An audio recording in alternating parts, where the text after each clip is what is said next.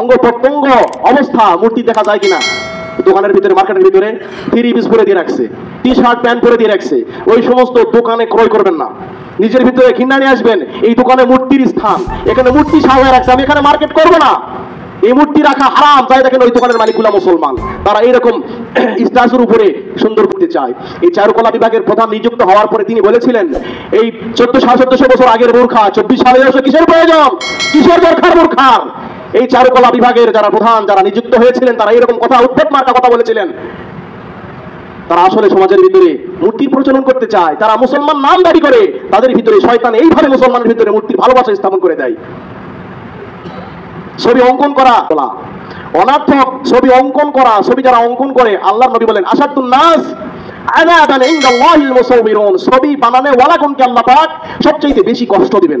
যারা, যদি কোনো পাগল বলে বিয়া যার যার বউ, বলেন তো এরকম কথা কোনো পাগলে বলবে? কামাই যার যার টাকা সবার, কেউ মানবে? ধর্ম যার যার, উৎসব তার তার, বিয়া যার যার, বউ তার তার, ধর্ম যার যার, আনন্দ উৎসব তার তার। সমস্ত প্রশংসা মহান আল্লাহ পাকের জন্য, যে মালিক আমাদেরকে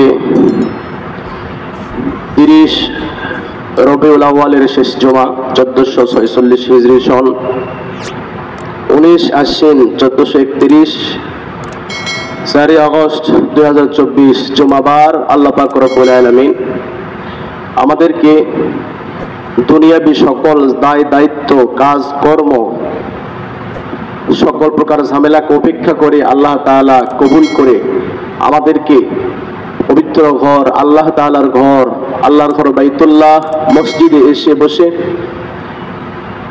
আল্লাহ রাসূল জনাবে মুহাম্মদ রাসূলুল্লাহ সাল্লাল্লাহু আলাইহি ওয়াসাল্লামের প্রতি দরুদ শরীফ পড়ার তৌফিক দান করেছেন। আমরা সকলেই দিল থেকে প্রাণ খুলে শুকরিয়া আদায় করি, বলি আলহামদুলিল্লাহ। আরো শুকরিয়া আদায় করি আল্লাহ তাআলার দরবারে, যে মালিক আমাদেরকে দু জাহানের বাদশা, আকায়ে নামদার, মদিনাতুত তাজদার, সাইয়্যিদুল আম্বিয়া, ইমামুল মুরসালিন, শাফিউল মুজরিমিন, রাহমাতুল লিল আলামিন জনাবে মুহাম্মদুর রাসূলুল্লাহ সাল্লাল্লাহু আলাইহি ওয়াসাল্লামের শ্রেষ্ঠ উম্মত আমাদেরকে বানিয়ে এই পৃথিবীর বুকে প্রেরণ করেছেন। শুকরিয়া দান আরেকবার বলি আলহামদুলিল্লাহ। সম্মানিত উপস্থিতি, একটি হাদিস, একটি আয়াত, একটি হাদিস তেলাওয়াত করেছি। আল্লাহ পাক হাদিসের অংশে বলেন, ইয়া বুনাইয়া লা তুশরিক বিল্লাহ। লোকমান হাকিম তার সন্তানদেরকে নসিহত করতেছেন, ইয়া বুনাইয়া লা তুশরিক বিল্লাহ, হে সন্তানেরা আল্লাহর সাথে শিরিক করো না। ইন্নাশ শিরকা লাযুলমুন আযীম, নিশ্চয় শিরিক মারাত্মক একটা জঘন্যতম বড় অন্যায়, বড় পাপ। অপরদিকে হাদিস শরীফে রাসূল কারীম সাল্লাল্লাহু আলাইহি ওয়াসাল্লাম বলেন, আশাদ্দুন নাসি আযাবান ইনদাল্লাহিল মুসাউবিরুন, যারা ছবি তৈরি করে, যারা ছবি বানায়, ছবি অঙ্কন করে, ছবি ব্যবহার করে, ছবিকে হেফাজত করে, আল্লাহ রাসূল বলেন তারা আল্লাহ তাআলার দরবারে অত্যন্ত এবং ভীষণ শাস্তি ভোগ করবে। আল্লাহ কোরআনে বললেন, শিরিক মুক্ত জীবন যাপন করো, শিরিক করো না, শিরিক বড় জুলুম, বড় পাপ। রাসূল হাদিসে বলেন, তোমরা ছবি অঙ্কন করিও না, ছবিকে হেফাজত করো না, ছবি ব্যবহার করিও না। আল্লাহ পাক বললেন শিরিক থেকে মুক্ত থাকার জন্য, নবী ছবি থেকে বিরত থাকার জন্য বললেন। শিরিকের সাথে ছবির কি সম্পর্ক, এ বিষয়ে খুব সামান্য সময়ে আলোকপাত করার আল্লাহ পাক আমাদেরকে সকলকে শোনার, বলার, বোঝার তৌফিক দান করুন। সকলে পড়ি আল্লাহুম্মা আমিন। এই কথাগুলি বোঝার আগে বুঝতে হবে মূর্তি পূজার ইতিহাস। মূর্তি পূজার সাথে মুসলমানদের বা মূর্তি পূজার বিষয়ে আলোচনা করার কি প্রয়োজন। মূর্তি পূজা মূলত আমরা সকলেই জানি এবং বিশ্বাস করি, এবং কোরআন থেকে এটা স্পষ্ট যে আল্লাহ পাক রব্বুল আলামিনের প্রথম পৃথিবীতে যাকে প্রেরণ করেছিলেন সে ছিলেন মুসলমান এবং নবী, নাম হযরত আদম আলাইহিস সালাতু ওয়াস সালাম। প্রথম মানব যিনি তিনি মুসলমান এবং আল্লাহর নবী, এবং তিনি লা ইলাহা ইল্লাল্লাহ এই কথা বলেছেন, স্বীকার করেছেন, দাওয়াত দিয়েছেন। তো সেই প্রেক্ষিতে পৃথিবীতে আজকে যত ধর্ম বর্ণ রয়েছে, এগুলি মানুষের হাতে তৈরি, মন গড়া তৈরি, মানুষের মাথার মেধা দ্বারা তৈরি, মানুষ বিভিন্নভাবে তৈরি করেছে। কিন্তু একমাত্র আল্লাহ পাক বলেন ইন্নাদ দীনা ইনদাল্লাহিল ইসলাম, ইসলাম ধর্ম আমার কাছে পছন্দ, মনোনীত, এবং এই ধর্ম আমি আল্লাহ তোমাদের প্রতি নাজিল করেছি, এবং এই ধর্মের উপরে যারা আছে, যারা থাকবে, তারাই সত্যবাদী এবং সঠিক। এই ধর্ম ছাড়া অন্য কোনো ধর্ম, অন্য কোনো কর্ম আমি আল্লাহর কাছে মনোনীত নয়। তো কাজেই ইসলামের শুরু থেকে যারা ছিল তারা আমাদের মুসলমান। আর এই যে বিক্ষিপ্তভাবে যারা বিক্ষিপ্তভাবে ছিঁড়ে ছুটে চলে গেছে বিভিন্ন ধর্মে এদিক ওদিক, তারা মূলত এই মানুষের মন গড়া তৈরির দিকে আকর্ষিত হয়ে তারা ছুটে চলে গেছেন। কাসাসুল আম্বিয়া এবং বিভিন্ন বর্ণনা অনুযায়ী হযরত হাওয়া আলাইহিস সালাতু ওয়াস সালামের গর্ভে প্রায় আল্লাহ পাক 120 জোড়া সন্তান দান করেছিলেন। সুবহানাল্লাহ বলেন। 120 জোড়া ডবল 240 জন সন্তান। আর এক বর্ণনাতে উল্লেখ আছে যে 180 জোড়া। আল্লাহ পাক বংশ বিস্তারের জন্য আদম আলাইহিস সালাতু ওয়াস সালামের ঔরসে প্রতি বছর 2টা করে সন্তান দান করত। প্রথম বছর 2 সন্তান, পরের বছর 2 সন্তান, এবং প্রতি বছর আল্লাহ পাক 2টা করে সন্তান দান করত। আল্লাহ পাক সেই শক্তি দান করেছিলেন, এবং প্রতি বছর জোড়ায় বাচ্চা জন্মগ্রহণ করত, একটা ছেলে আর একটা মেয়ে। আল্লাহর হুকুম হয়েছিল যে আগের বছরের ছেলে পরের বছরের মেয়ে, পরের বছরের মেয়ে আগের বছরের ছেলের সঙ্গে বিবাহ সম্পাদন করার জন্য। সেই অনুপাতে এইভাবে প্রায় হাওয়া আলাইহিস সালাম, আম্মাজান হাওয়া আলাইহিস সালামের গর্ভে প্রায় 120 অথবা 180 জোড়া বাচ্চা হয়েছিল। তাদের মাধ্যমে পৃথিবীতে অতি তাড়াতাড়ি একটা মানব জাতির প্রসার হয়েছিল। তো সেখান থেকে আদমের তো অনেক সন্তান, এর মধ্য থেকে হযরত শীশ আলাইহিস সালাতু ওয়াস সালাম আদমের একজন সন্তান ছিলেন। শীশ আলাইহিস সালাম সবসময় বাবা আদম আলাইহিস সালামের সাথে থাকতেন। জান্নাতে কি হয়েছিল, কি ঘটেছিল, কি দেখেছিল, কি পরিবেশে ছিল, এই জান্নাতের বিষয়গুলা তিনি সবসময় বাবার কাছ থেকে শিক্ষা গ্রহণ করতেন, বাবার কাছ থেকে জানার চেষ্টা করতেন, বোঝার চেষ্টা করতেন। এভাবে জানতে জানতে বুঝতে বুঝতে তিনি বাবার সাথে বাবার ধর্মের, বাবার নিয়ম নীতির উপর আকর্ষিত হয়ে গেলেন, এবং অন্যান্য ভাইয়েরা মাঠে কৃষি কাজ সহ বিভিন্ন কাজকর্ম করত, তারা ফসল ফলাতো। এই সকল ভাইয়েরা ফসলগুলি সমানভাবে ভাগ করে নিত। এভাবে ভাইয়েরা পরামর্শ করলো, আমরা আমাদের সম্পদ, আমরা মাঠে কর্ম করে সম্পদ অর্জন করি, ফসল ফলাই, আর আমার ভাই শীষ সে বসে বসে ভাগ নেয়, সে বাবার সাথে সবসময় থাকে, এবং এই জমিনের ফসলগুলা তাকে ভাগ করে দেওয়ার পরে তার থেকে আমাদের নিয়ে আবার ধার কর্জ করে জীবন পাড়ি দিতে হয়, আগামী বছর থেকে আমরা ভাগ দেব না। এরকম যুক্তি পরামর্শ করতে না করতে ইতিমধ্যে ওই বছরেই আল্লাহ পাক শীশ আলাইহিস সালামকে নবী হিসেবে নিযুক্ত করলেন। সুবহানাল্লাহ, নবী বানায় দিলেন। নবী বানায় দিলে তো তার কওমের লোকজন ওই নবীর কথা মেনে চলা আবশ্যকীয়। পক্ষান্তরে শীশ আলাইহিস সালাম যখন নবী হয়ে গেলেন, তার ভাইয়েরা আগের মতো স্বাভাবিকভাবে সমস্ত ফসল বন্টন করতেন। শীশ আলাইহিস সালাতু ওয়াস সালাম যখন জগৎ ত্যাগ করে চলে গেলেন, শীশ আলাইহিস সালামের অনুপস্থিতিতে আল্লাহ পাক শীশের পুত্র আনুশ, এই আনুশকে আল্লাহ পাক রব্বুল আলামিন নবী বানায় দিলেন, এবং সে এই সমাজে দ্বীনের কাজকর্ম করতেন, দ্বীনের দাওয়াত প্রচার প্রসার করা আরম্ভ করে দিলেন। এক পর্যায়ে বাবার দ্বীনের উপরে অটল থেকে তিনিও ইন্তিকাল করলেন। পরবর্তীতে শীশ পুত্র আনুশের পুত্র কেনান নামে একজন সন্তান জন্মগ্রহণ করলো। এই কেনান যখন বড় হয়ে গেল, বড় হওয়ার পরে এই কেনান আবার আনুশ তার বাবার দ্বীনের উপরে অটল অবিচল থেকে সেও কোনো একদিন মৃত্যুবরণ করলো। 3-4 প্রজন্ম চলে গেল পার হয়ে। এই কেনানের পুত্র মাহলাইল নামক একজন সে যখন জন্মগ্রহণ করার পরে তার চেহারা অত্যন্ত সুন্দর এবং সে পরবর্তীতে সুঠাম দেহের অধিকারী ছিলেন এবং খুবই সুদর্শনীয় একজন যুবক ছিলেন, অত্যন্ত পছন্দের একজন যুবক ছিলেন। সে খুব খোদাভীরু, আল্লাহভীরু, খুব ধার্মিক ছিলেন যে তাকে মানুষ এত ভালোবাসতো, তাকে ভালোবাসার জন্য বিভিন্ন প্রান্ত থেকে মানুষজন তার জন্য হাদিয়া উপঢৌকন তার জন্য নিয়ে আসতো, তাকে হাদিয়া দিত, তোহফা দিত।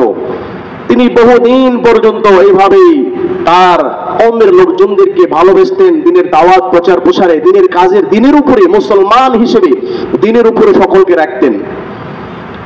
এই মাহালাইল যখন চলে গেলেন, মাহালাইলের পুত্র অনেকগুলি ছিল, উল্লেখযোগ্য একজনের নাম এজত উরফে আউস।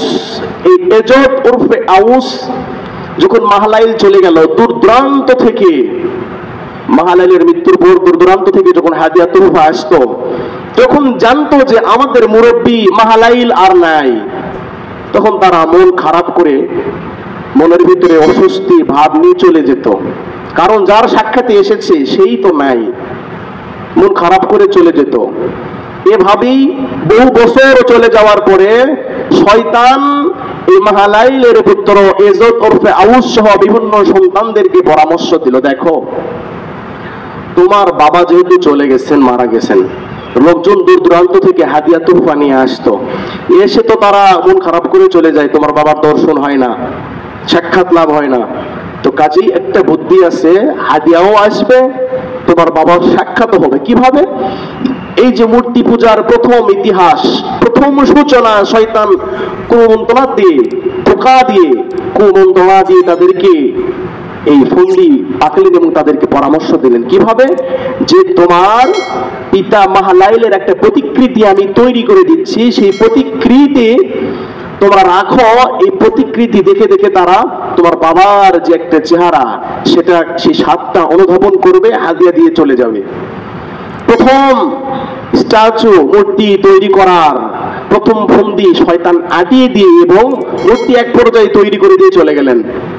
বহু দূরান্ত থেকে তারা হাদিয়া তোহফা দিয়ে এভাবে তারা মাহালাইলের স্ট্যাচু দেখে মূর্তি দিকে চলে যাইতো। যখন এভাবে মূর্তি দেখে তারা চলে যাইতো, এই যে হঠাৎ করে বহু বছর একটা গ্যাপ এসে গেছে, এখানে মানুষের ভিতরে দিন, ইসলাম, এলেম, কালাম যখন আস্তে আস্তে কমে গেল, শয়তান বুদ্ধি দিল, দেখো তোমরা যদি এই মাহালাইলের স্ট্যাচুকে, মূর্তিকে যদি সেজদা করো, পূজা করো, তাহলে মাহালাইলের আত্মা খুশি হবে, তোমাদের ধন সম্পদকে বাড়ায় দিবে। বলি নাউজুবিল্লাহ।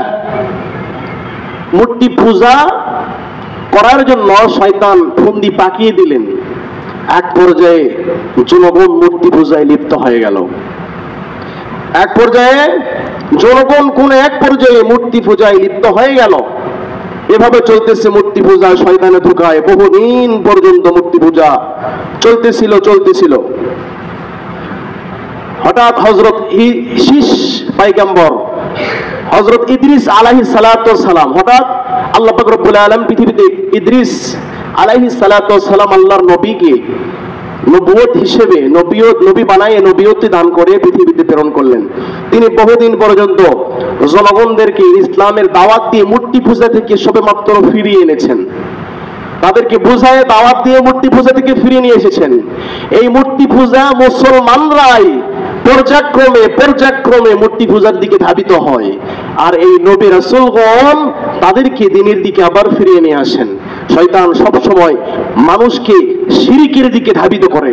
এই শিরিক করাইতে পারলে মানুষের ঈমান নষ্ট হয়, আর শিরিক আল্লাহর সাথে এত বড় একটা জুলুম পাপ যে শিরকের চাইতে, ইন্না শিরকা লাযুলমুন আযীম, এর চাইতে বড় অন্যায়, বড় পাপ আর নেই। এই শিরিক বাদে মানুষকে লিপ্ত করাই ছিল শয়তানের প্রথম কাজ। মানুষের ভিতর থেকে দ্বীন ইসলাম হটায় নিয়ে চলে গেলেন।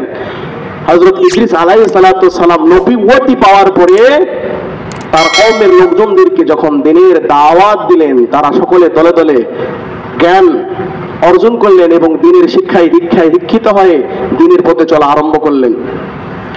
হযরত ইদ্রিস আলাইহিস সালাতু ওয়াস সালামের কাজ ছিল মূলত দর্জির কাজ। সে দর্জির পেশায় পেশিত হয়ে সে জীবিকা নির্বাহ করতেন। এভাবেই তার জীবন অতিবাহিত হতো।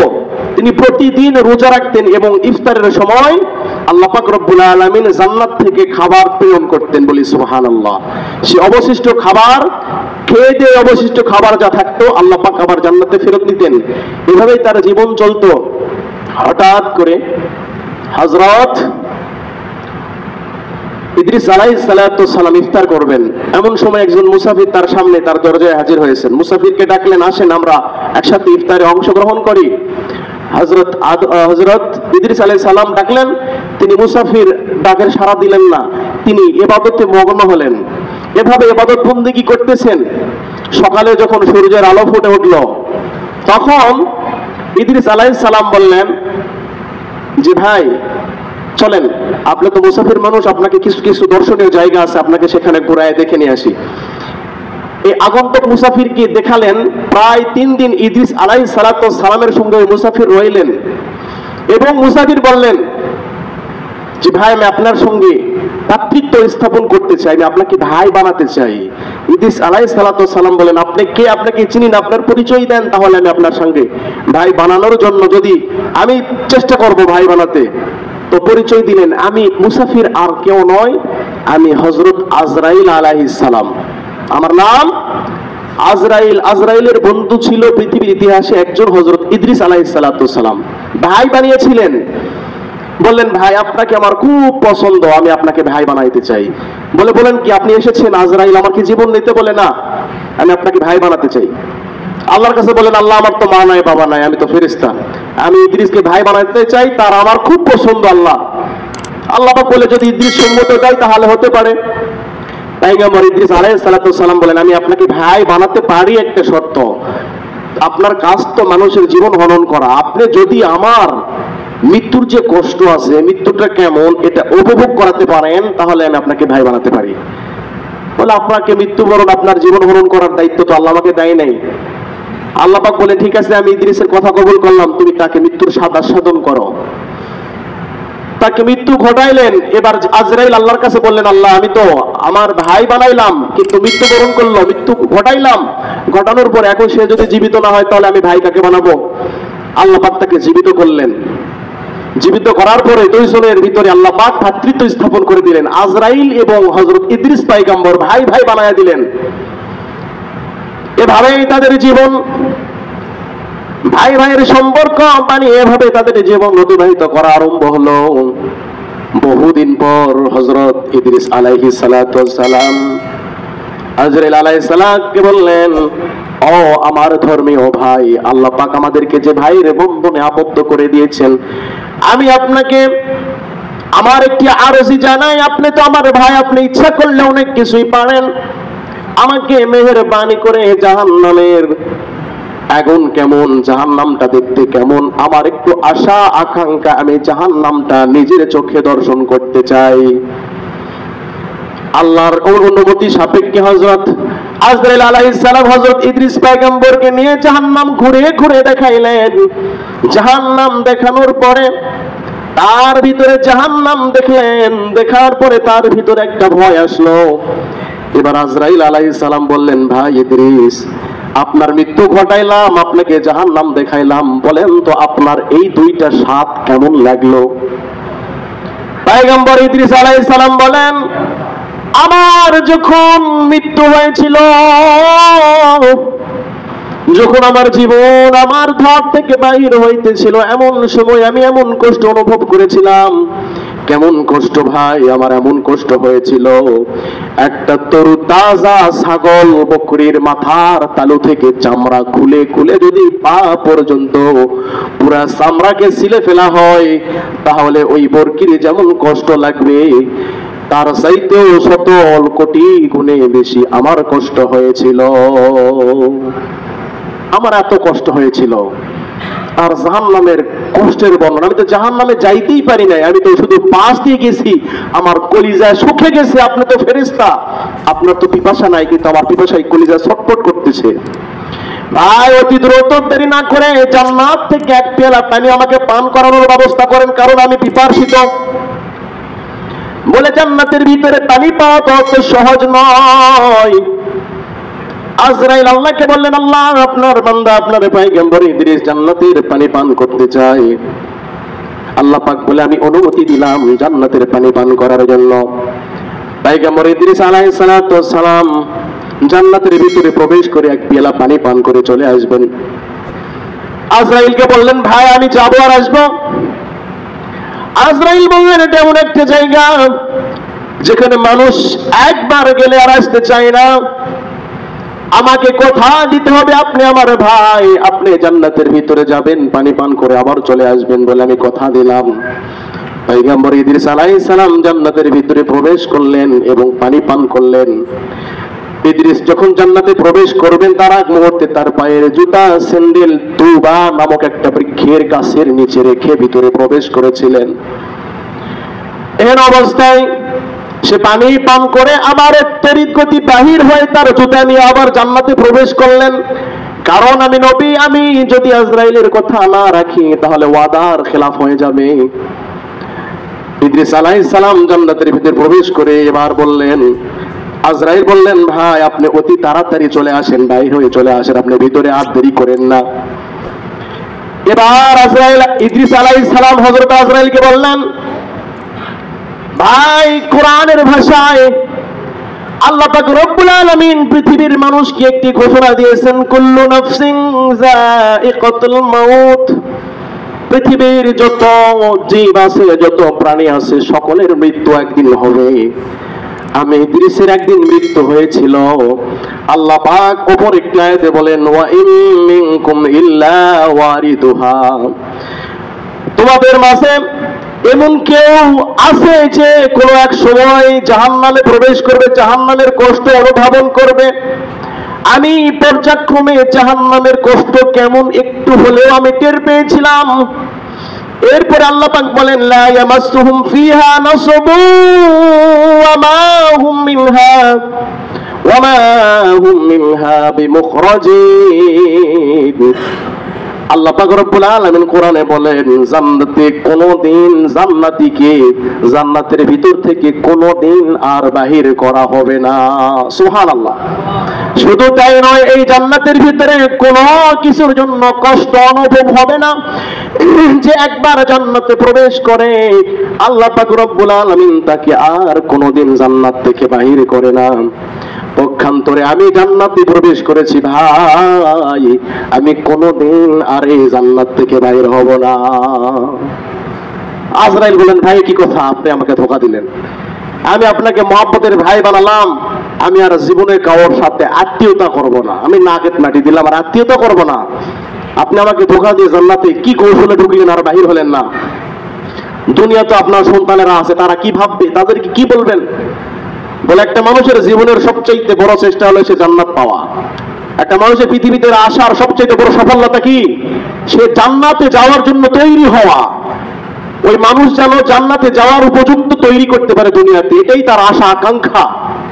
আমাদের তো সেই তামান্না নাই যে আমরা জান্নাতি হিসেবে নিজেকে তৈরি করবো। আমরা আমাদেরকে তৈরি করি কিসের জন্য?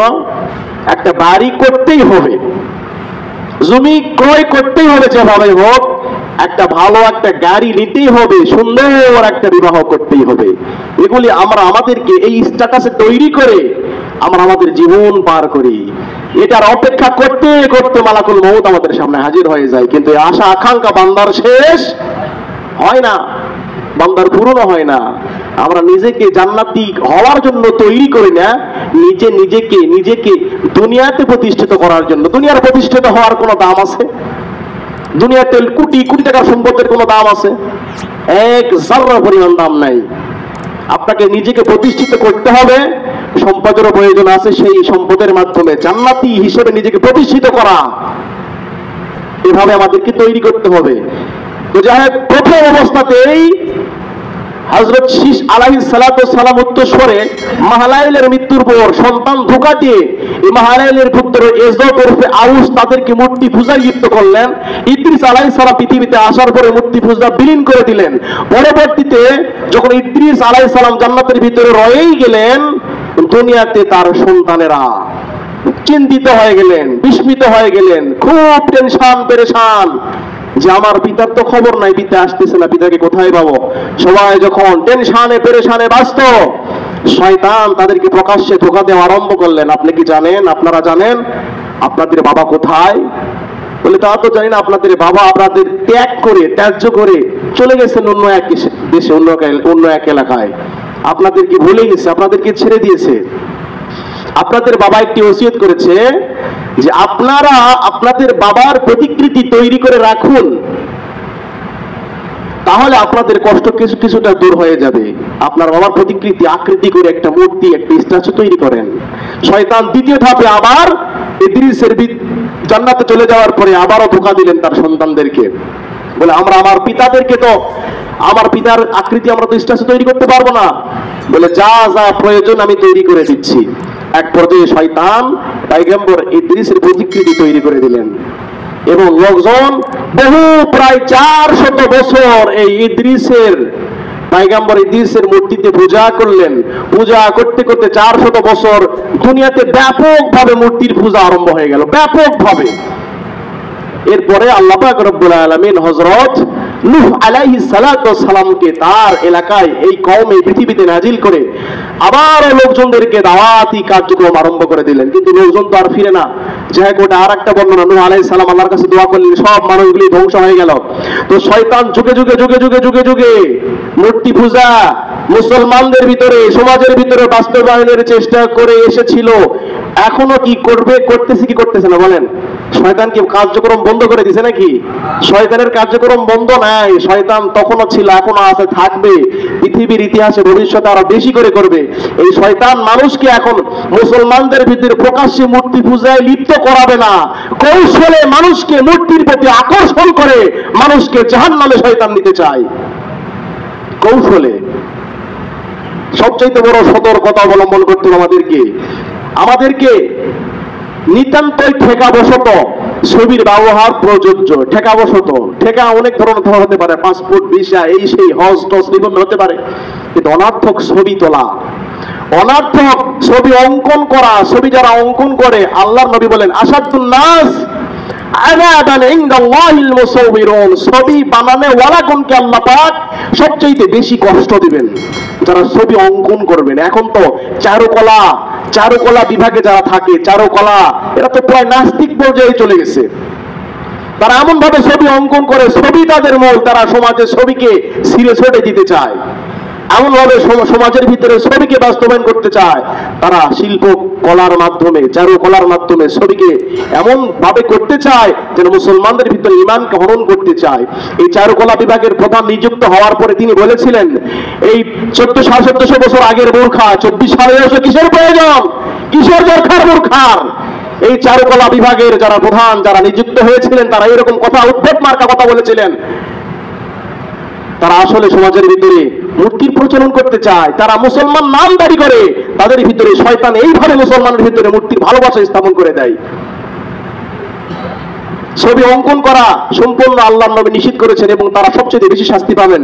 ছবি, অনর্থক ছবি তোলাও হারাম। আমরা তো ক্যামেরা পাইলে মোবাইল ইচ্ছা মতো ছবি তুলি, যা প্রয়োজন কে কত স্টাইলের ছবি তুলি। অনর্থক, মনে রাখবেন, অনর্থক কোনো কিছুই উপযুক্ত নয়, অনর্থক কোনো কিছুই ভালো নয়। অনর্থক ছবি তোলা যাবে না, ছবি তোলা অপছন্দনীয়। এটা থেকে আমাদেরকে ফিরে আসার চেষ্টা করতে হবে। এবং ছবি যত্ন করা, কিভাবে আমরা ছবি যত্ন করি? আল্লাহর নবী আরেকটা হাদিসে বলেন, লা ইয়াদখুলুল মালায়েকা বাইতান ফিহি কলবু ওয়ালা তাসবির, ওই ঘরে, ওই বাড়িতে, ওই গৃহে আল্লাহর ফেরেশতারা প্রবেশ করে না যে গৃহের ভিতরে, যে ঘরের ভিতরে ছবি লটকানো থাকে, ঝুলানো থাকে। কার ছবি? কলবু ওয়ালা তাসবির, কুকুর অথবা জীব জানোয়ারের ছবি। এখন আমরা আমাদের ঘরের ভিতরে কার বাড়িতে আমার দাদার ছবি ঝুলানো আছে, কার বাড়িতে নানার নানির আগের পূর্বপুরুষের, কার বাড়িতে নিজের কলিজার টুকরা সন্তান, নিজের মরহুম স্ত্রীর, কার বাড়িতে বাবা মার ছবি ঝুলানো আছে আমরা নিজেই জানি। আপনি নিশ্চিত থাকেন, আল্লাহর নবীর হাদিস সত্য, আপনার ঘরে কোনোদিন ফেরেশতা ঢুকবে, কথা বলেন না কেন, ঢুকবে?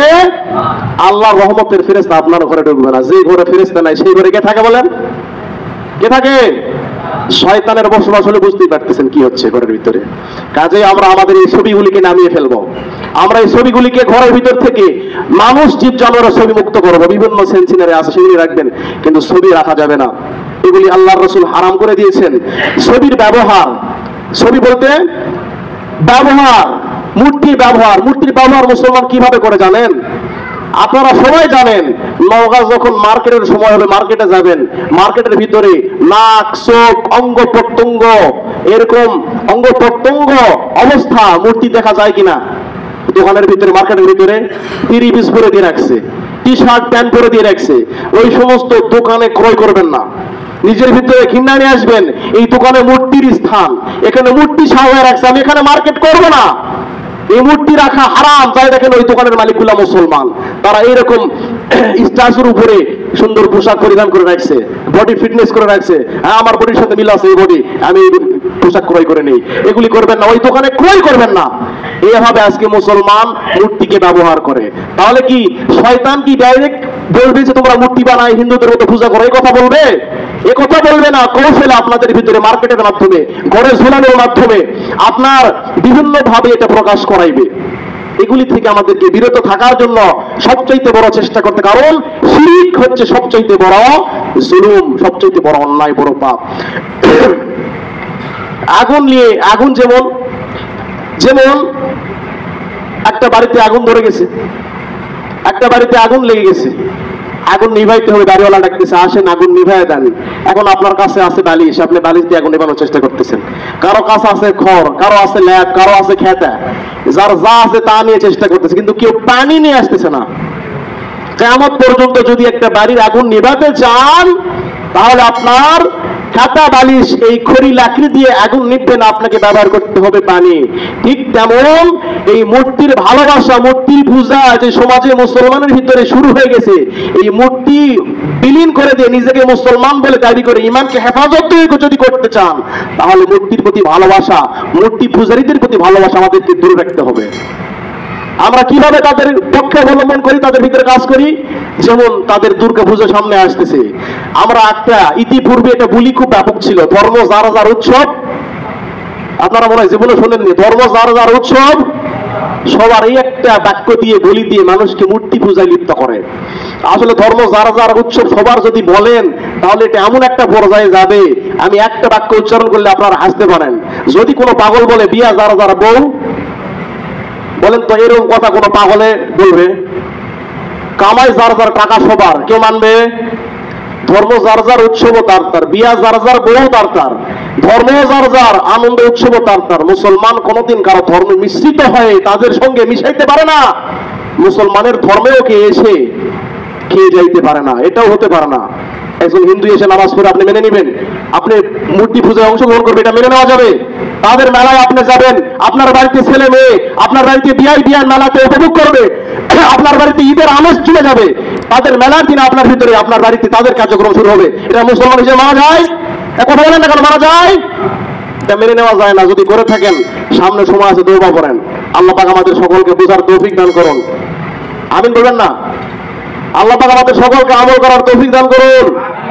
রাগ করেন না, বোঝার জন্য বলতেছি। আল্লাহ পাক আমাদেরকে এই গুলি থেকে ফিরে আনো, কারণ শয়তান কৌশলে আমাদের ঈমানকে নিয়ে যেতে চায়।